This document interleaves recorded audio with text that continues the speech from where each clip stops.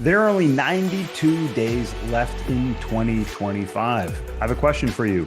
Are you happy with what you've achieved so far this year? What do you want your life to look like next year in 2026? But more importantly, what do you want your life to look like 3 years from now? Welcome to the Next Level Income Show, where it's our goal to take your income, your investments, and your life to the next level. I'm your host, Chris Larsen. If you haven't yet, get a copy of our book for free at our website, nextlevelincome.com. That's www.nextlevelincome.com. Just click on the book link, and I'll even send you a copy if you put your address in. Today, I'm going to walk you through my step-by-step process for how I set a 3-year vision, how I set my goals for every year, how I chunk those goals down into quarterly goals, and ultimately action items that myself and our coaching clients use on a daily basis to help you achieve your goals. And in the show notes, I'm going to provide you lots of links and a step-by-step process that you can follow along after this podcast. And if you need help building out your goals for the quarter, for the year, your 3-year vision, and you want weekly support, I'm going to show you how you can not only schedule a free strategy session with me, but how you can also join our coaching program to help you walk through the process, as well as to have weekly accountability on achieving your goals. So as you may have guessed, the first step in your goals is what I go through with all my coaching clients, and that's building your 3-year vision. So check out the show notes, click on that link, and that'll show you my 3-step process to not only make next year your best year ever, but to help you walk through creating your 3-year vision. And this 3-year vision should have things like, what does your health look like? What is your ideal schedule? What do you want to be achieving in 3 years in your career, your business, your financial life? Are you financially independent? What are the steps that you're going to take between now and then to achieve financial independence? That's what we're going to help work through. What do you spend your time on? Who do you spend your time with? Do you spend more time with your family? Do you spend more time on your health? What type of travel do you take? And then make it fun. What car do you drive? Do you have a new house that you've built? And I think all these things, when you get clear in your mind on what you want to achieve over the 3 years, it helps you have better energy and better focus on a regular basis to achieve these. And when you finish your 3-year vision, it should be a story. It should be a short story that you read, that you share with your partner, and it should excite you when you read it. When I read mine and I read my coaching clients' 3-year visions, it makes the hair stand on my arms because it makes me so exciting. It should be easy to visualize, and it should help you envision your perfect future life. Now, I've been coaching clients since I was in college. I used to coach cyclists. And then I've been working with a coach. My wife has been working with the coaches for about 15 years. We have a couples coach we work with. I have a business coach I work with. And one of the things my business coach loves to say is you have too many goals.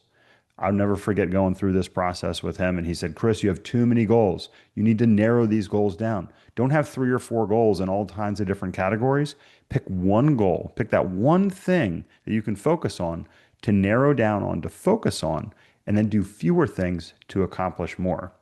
So what are your goals for Q4 of 2025 that are going to help supercharge you as you go into 2026? What I like to do is I break my goals down into 4 categories. These 4 categories are health, because health is the most important. Obviously, we talk a lot about how to build your wealth on our podcast. So our second category is wealth.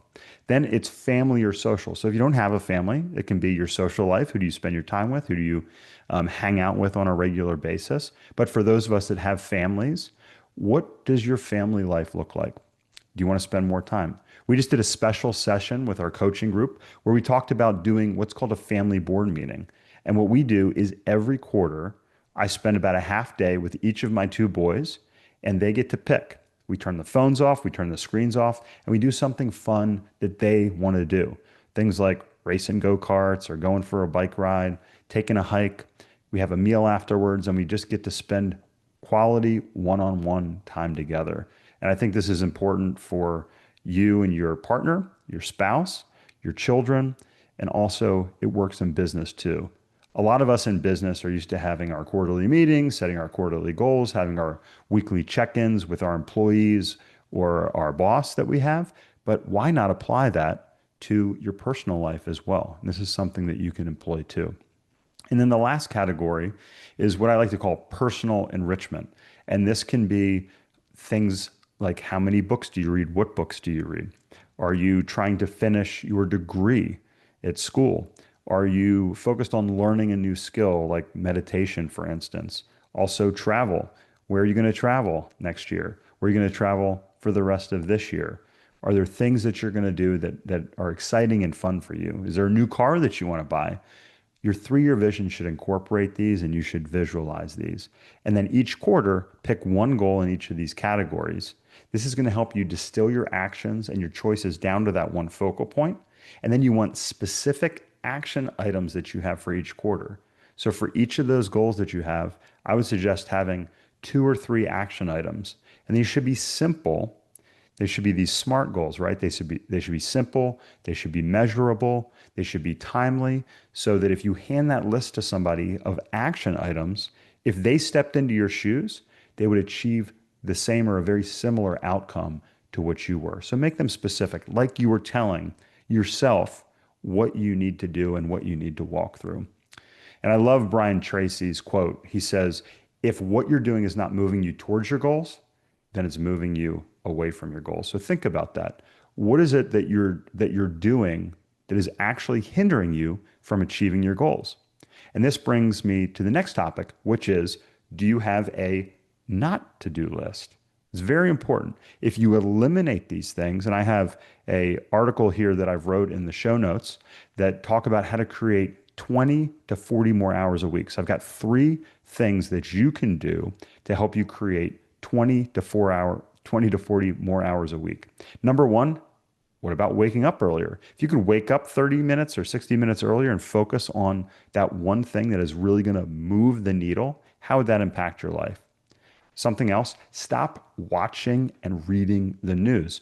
One thing that we did back in 2012 is we got rid of our TV package. We got rid of cable news, and I'd lay on the couch some evenings and watch like an hour of some news show, drink a beer, and I would just waste that time. It'd just create negative energy. So you want to eliminate those things in your life that are negative. Social media is another big one. Eliminate your social media. Delete on your phone your social media apps so it's harder for you to spend time and waste time doing those things. Break that cycle of just endlessly scrolling on social media. Also, don't argue on social media.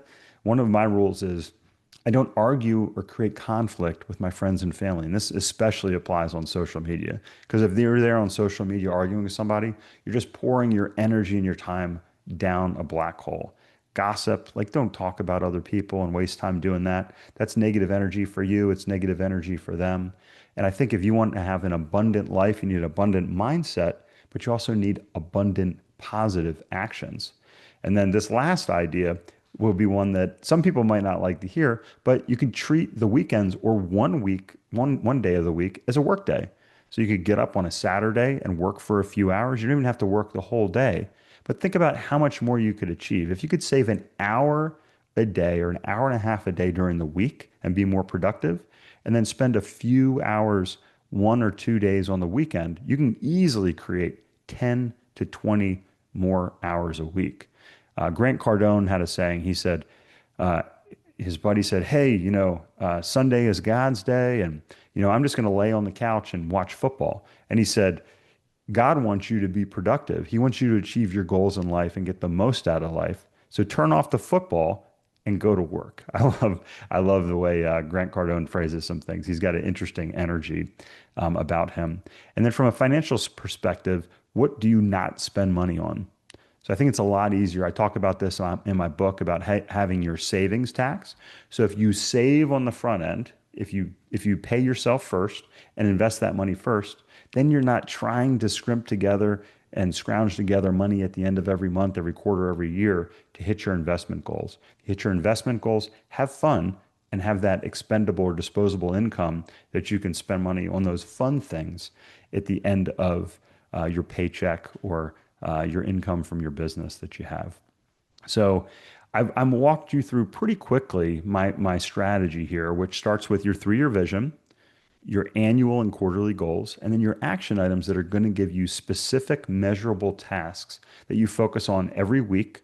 And every week on Sunday morning, I typically sit down, I read my 3-year vision, I look at my week, I plan out my goals for the week, and I move those things up in the week to Monday to Tuesday, typically first thing in the morning. And those are my items that are really going to move the needle the most to help me achieve those goals.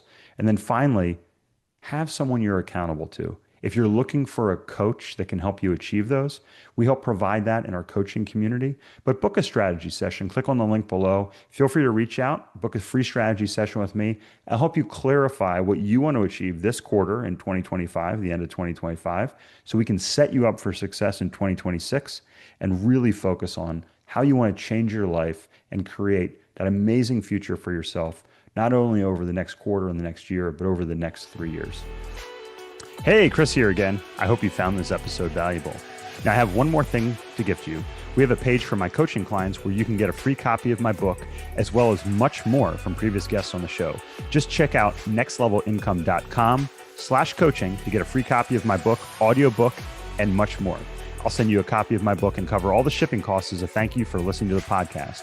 Also, please like, share, and take just 90 seconds to give us a rating on Apple Podcasts.